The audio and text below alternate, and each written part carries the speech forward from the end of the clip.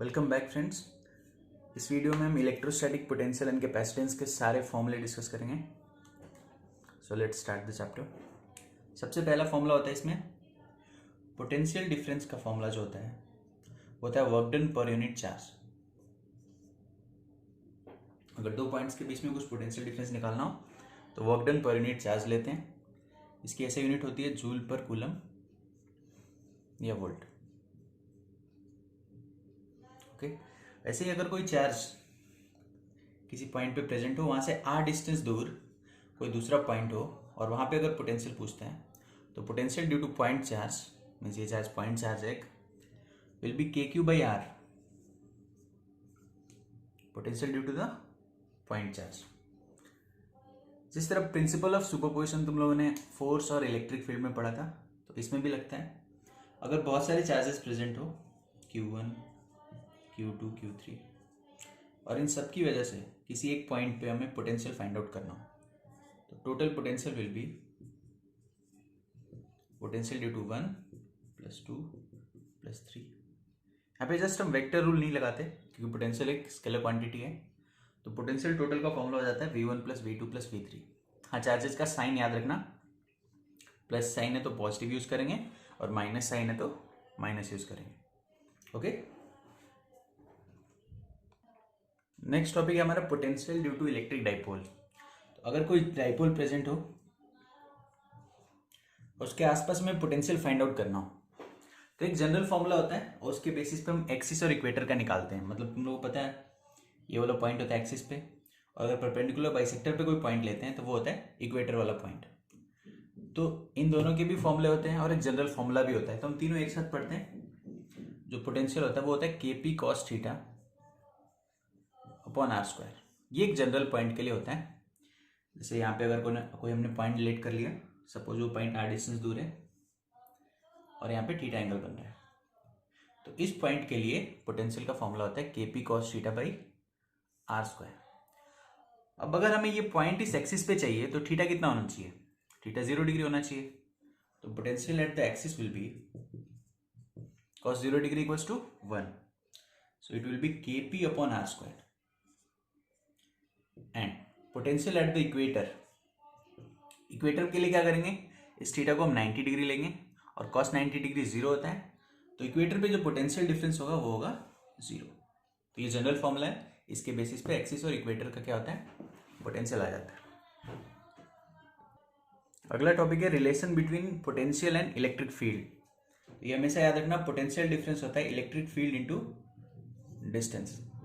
अगर simple way में तुम्हें मतलब कोई डिस्टेंस गिवन हो और पोटेंशियल डिफरेंस गिवन हो तो उनके बीच में ये रिलेशन होता है। लेकिन अगर इंटीग्रेशन वगैरह का साइन है तो इलेक्ट्रिक फील्ड का फॉर्मूला याद रखना, E इक्वल्स टू होता है -dV/dr।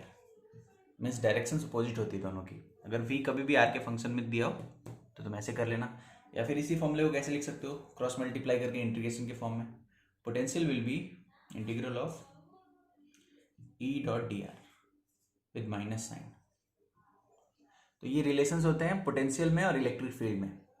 और हमेशा याद रखना potential is path independent. Path independent का मतलब हुआ कि वो सिर्फ इनिशियल और फाइनल पोजीशन पे डिपेंड करता है। सपोज इलेक्ट्रिक फील्ड इधर है और किसी पॉइंट को हम एक पॉइंट मतलब यहां से लेके यहां तक ले गए इस रास्ते से, तो ये इसका पाथ हुआ। लेकिन जो एक्चुअल A और B के बीच का जो डिस्टेंस हुआ वो इलेक्ट्रिक फील्ड के रिस्पेक्ट में कितना हुआ, तो वो एक्चुअल डिस्टेंस हमारा आता है ऐसे करके, एक्चुअल डिस्टेंस ये वाला हुआ। ठीक है, A पॉइंट यहाँ पे है, B पॉइंट यहाँ पे है, ये ऐसा है, बट A और B के बीच का जो एक्चुअल डिस्टेंस होगा, क्योंकि ये A पॉइंट जो है वो अपने मतलब इसके परपेंडिकुलर जितने भी पॉइंट होंगे उन सबके लिए सेम पोटेंशियल पे होगा। तो अगर कोई पार्टिकल A से B पे जा रहा है तो उसका पोटेंशियल डिफरेंस के लिए डिस्टेंस कितना लेंगे, ये वाला। ये हमेशा याद रखना, इनिशियल पोजीशन ये है, फाइनल ये है। ओके, नेक्स्ट फॉर्मूला हमारे पास पोटेंशियल एनर्जी का, इसको U से डिनोट करते हैं। अगर बहुत सारे चार्जेस प्रेजेंट हो, सपोज Q1, Q2, Q3, तो जो टोटल पोटेंशियल एनर्जी होती है वो कुछ ऐसी होती है K Q1 Q2 upon R। अगर सबका डिस्टेंस सपोज यहाँ पे R है। हाँ, पहले ये दो चार्जेस के लिए देख लो। अगर दो चार्जेस हैं Q1 और Q2 और उनके बीच में r डिस्टेंस है तो पोटेंशियल एनर्जी होता है K Q1 Q2 upon r। पर अगर बहुत सारे चार्जेस हो, जैसे 3 हो गए यहाँ पे, तो जितने भी पॉसिबल कॉम्बिनेशंस होंगे वो सारे हम बनाएंगे और टोटल पोटेंशियल एनर्जी होगा हमारा, जैसे यहाँ पे 3 कॉम्बिनेशंस बन रहे Q1 Q2 Q2 Q3 और Q1 Q3, तो क्या लिखेंगे K अपॉन r कॉमन ले लो, Q1 Q2 plus Q2 Q3 plus Q3 Q1। Okay, तो पोटेंशियल एनर्जी क्योंकि स्केलर क्वांटिटी है तो इसमें वेक्टर एडिशन नहीं होता, नॉर्मल ऐड कर देते हैं इसको। अब इसमें कुछ टॉपिक्स ऐसे हैं जिन पे क्वेश्चंस आते ही आते हैं, जैसे कोई सेल है, सेल मतलब लास्ट क्लास में बताया था जो प्रीवियस वीडियो तुम लोग का, कि अगर कोई r रेडियस का ऑब्जेक्ट हो, उसके सारे सरफेस पे चार्ज हो, मतलब हॉलो स्फीयर जैसा बिहेव करे, तो उसको हम सेल कहते हैं, शेल। तो इसके लिए पोटेंशियल जो होता है इनसाइड, मीन्स कोई भी पॉइंट तुमने r डिस्टेंस अंदर यहाँ पे लिया, r is less than r, capital R, तो उसके लिए पोटेंशियल कांस्टेंट होता है और उसकी वैल्यू होती है KQ अपॉन R। ये याद रखना, इनसाइड में क्योंकि इलेक्ट्रिक फील्ड जीरो होता है इसलिए पोटेंशियल कांस्टेंट होगा। कैसे देख लो, इलेक्ट्रिक फील्ड और पोटेंशियल में क्या रिलेशन था, dV/dr माइनस साइन के साथ। तो अगर इलेक्ट्रिक फील्ड जीरो होगा यानी पोटेंशियल कांस्टेंट होगा, क्योंकि कांस्टेंट टर्म का डिफरेंशिएशन जीरो आता है, इसलिए इनसाइड के हर पॉइंट के लिए पोटेंशियल कांस्टेंट रहता है KQ/R, यार इसका रेडियस है। और आउटसाइड वाले पॉइंट के लिए फॉर्मूला आ जाता है KQ अपॉन स्मॉल r, मतलब वो r जो डिस्टेंस तुम आउटसाइड ले रहे हो यहाँ पे कोई पॉइंट, तो ये आउटसाइड के लिए होता है KQ/r। और इनसाइड के हर पॉइंट के लिए चाहे तुम कोई भी डिस्टेंस लो, डिस्टेंस ही कैपिटल R ही लेंगे। इस पे मैक्सिमम नंबर ऑफ क्वेश्चंस बनते हैं। नेक्स्ट फॉर्मूला होता है, अगर किसी रिंग के एक्सिस पे, जो कि चार्ज रिंग हो, ये सारे फॉर्मूले एंट्रेंस टाइप वाले हैं, जिसका रेडियस r हो और उससे x डिस्टेंस दूर हमने कोई पॉइंट लिया, तो इसके लिए जो पोटेंशियल का फॉर्मूला आता है वो होता है KQ upon under root r² plus x²। इसको याद करना सिंपल है, इसको याद रख लेना। वैसे ही अगर ये रिंग की जगह पे डिस्क होता, मतलब चार्ज यहाँ पे यूनिफॉर्मली डिस्ट्रीब्यूटेड है और उसका भी रेडियस r है, x डिस्टेंस दूर कोई पॉइंट होता, तो उसके लिए फॉर्मूला होता है पोटेंशियल का σ/2 एप्सिलॉन नॉट, कॉमन ले लेते हैं, वेयर सिग्मा क्या होगा यहाँ पे, charge per unit area. So bracket में आएगा under root r² plus x², जो कि यहाँ पे लिखा हुआ है, माइनस x।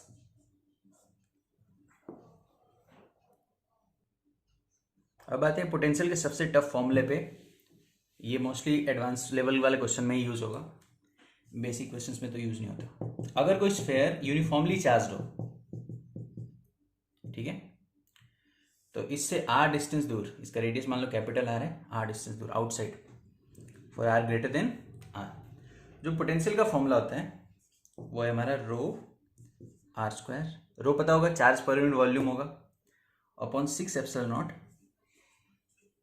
ब्रैकेट में 3 minus small r² upon capital R²। क्योंकि ये बहुत ही बड़ा फॉर्मूला है तो एडवांस लेवल में ही यूज होते हैं ये वाला क्वेश्चन। तो अगर यही r डिस्टेंस हमारा होता क्या, less than equals to small r अगर कैपिटल R से लेस होता, तो उसके लिए फॉर्मूला होता है जो इलेक्ट्रिक फील्ड का फॉर्मूला था ρ r² अपॉन 3 एप्सिलॉन नॉट, इसके साथ जस्ट एक स्मॉल r नीचे लगा देंगे, मतलब ऐसा फॉर्मूला। इलेक्ट्रिक फील्ड वाला फॉर्मूला देख लेना, ऐसा ही कुछ था। ओके, तो ये हमारा फॉर्मूला होता है, this is potential due to sphere, conducting sphere. अब आते हैं कैपेसिटेंस पे।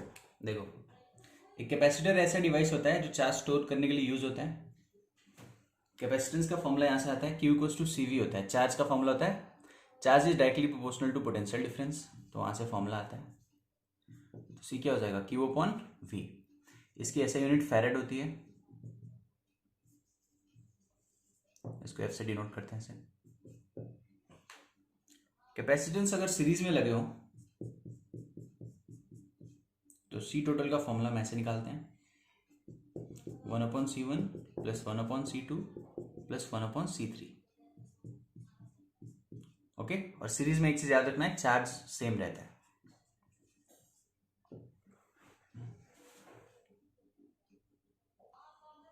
ऐसे ही अगर कैपेसिटेंस पैरेलल में लगे हो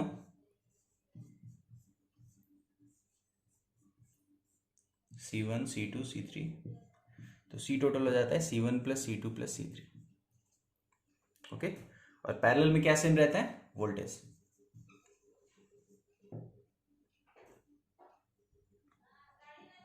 अब मान लो एक पैरेलल प्लेट कैपेसिटर बनाया हमने, जिनके प्लेट्स का एरिया A है और उनके बीच का डिस्टेंस है D।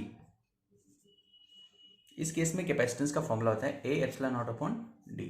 एप्सिलॉन नॉट क्या है यहाँ पे, इसके मीडियम का कांस्टेंट। और एक चीज याद रखना, कोई भी फॉर्मूला जिसमें इस मीडियम में कांस्टेंट की जगह पे कोई दूसरा, मतलब वैक्यूम के अलावा कोई दूसरा मटेरियल इंसर्ट कर दिया, तो इस एप्सिलॉन नॉट के साथ एक K मल्टीप्लाई कर देते हैं।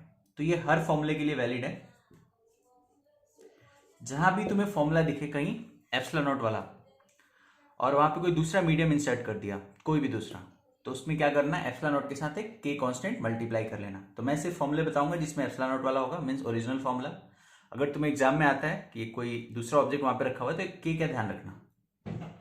ओके।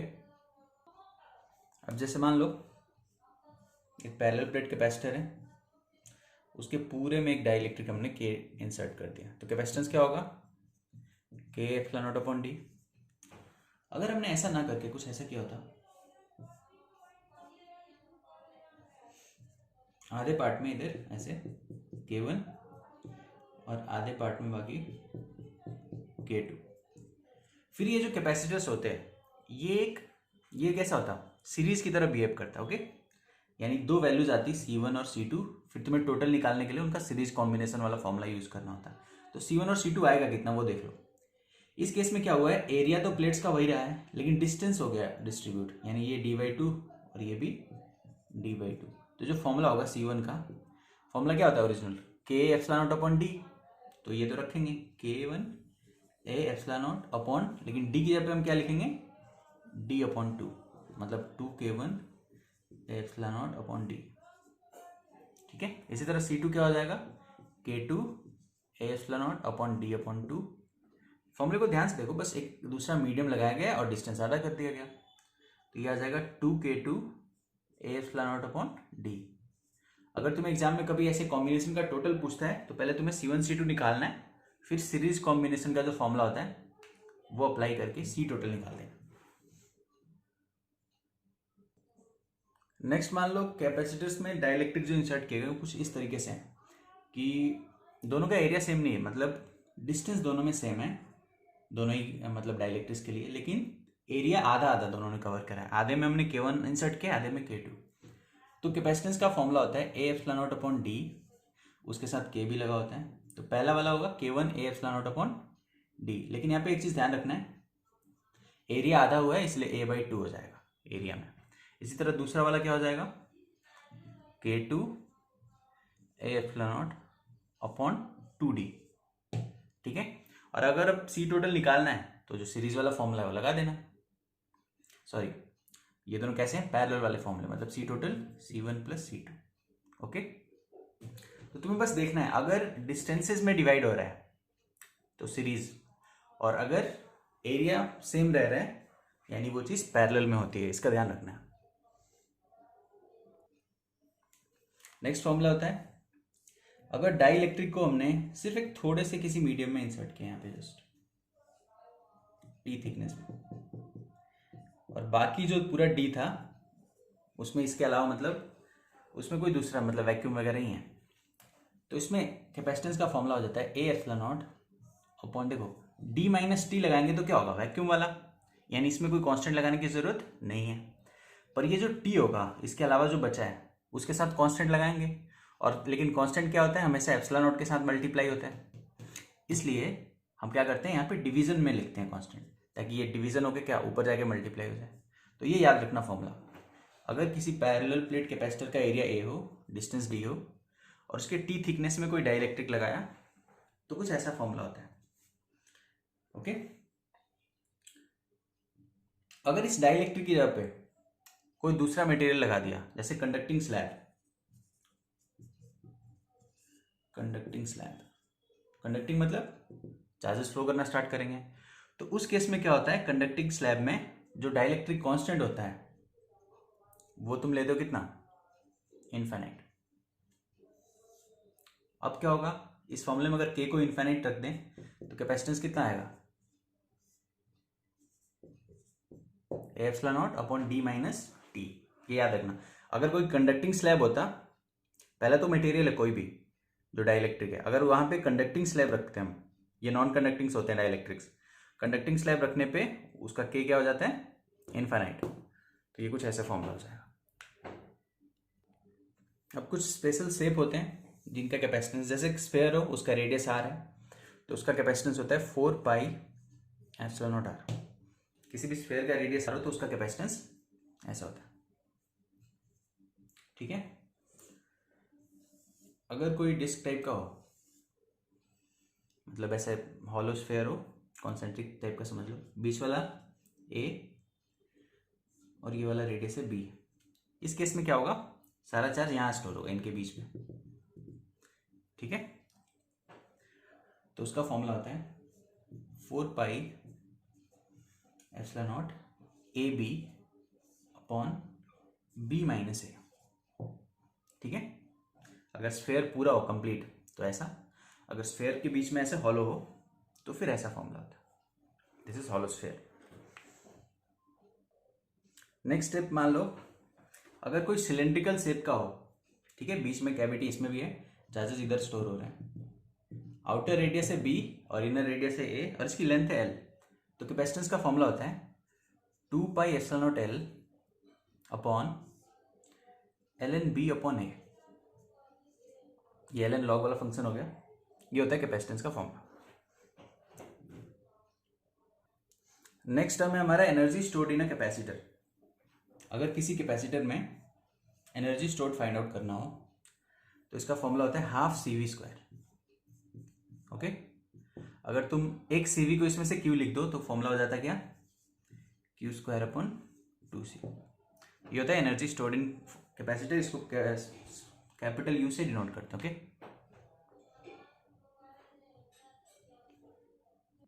लेकिन इससे भी ज्यादा फॉर्मूले पूछे जाते हैं एनर्जी डेंसिटी पे। एनर्जी डेंसिटी होता है energy per unit volume, means capacitors का जो एनर्जी आ रहा है टोटल, उसको उसके वॉल्यूम से डिवाइड करते हैं जो बीच में कवर हो रहा है। उसका फॉर्मूला होता है half epsilon not E square. बहुत से क्वेश्चंस में इसका डायमेंशन पूछता है, तो तुम्हें ध्यान रखना है इसका डायमेंशन जो होता है वो प्रेशर के डायमेंशन के इक्वल होता है। इसको याद रखना कि ऊपर वाला एनर्जी है, एनर्जी डेंसिटी का मतलब क्या हुआ, एनर्जी बाय वॉल्यूम, तो ये प्रेशर के डायमेंशन के इक्वल होता है। ये अपने नोट्स में लिख लेना है इसको कहीं पे। अब इस चैप्टर का सबसे लास्ट फॉर्मूला, सपोज एक चार्ज बॉडी है हमारे पास, उसको एक दूसरी चार्ज बॉडी से, मतलब एक Q1 चार्ज वाली बॉडी है, उसको Q2 चार्ज वाली बॉडी से कनेक्ट कर दिया।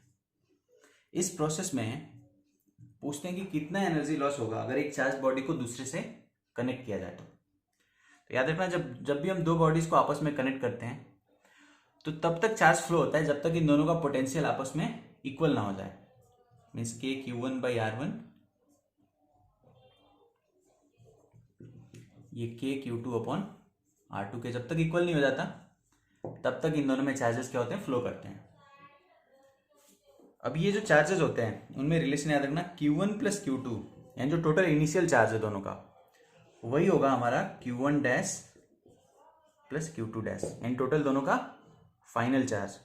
जब बॉडीज आपस में, देखो मान लो पहले पोटेंशियल हो सकता है सेम ना हो, लेकिन जो नया वाला सेम आएगा उसके अकॉर्डिंग क्या होना चाहिए, Q1 plus Q2 equals to Q1 dash plus Q2 dash. तो ये कॉन्सेप्ट लगाते हैं, ठीक है।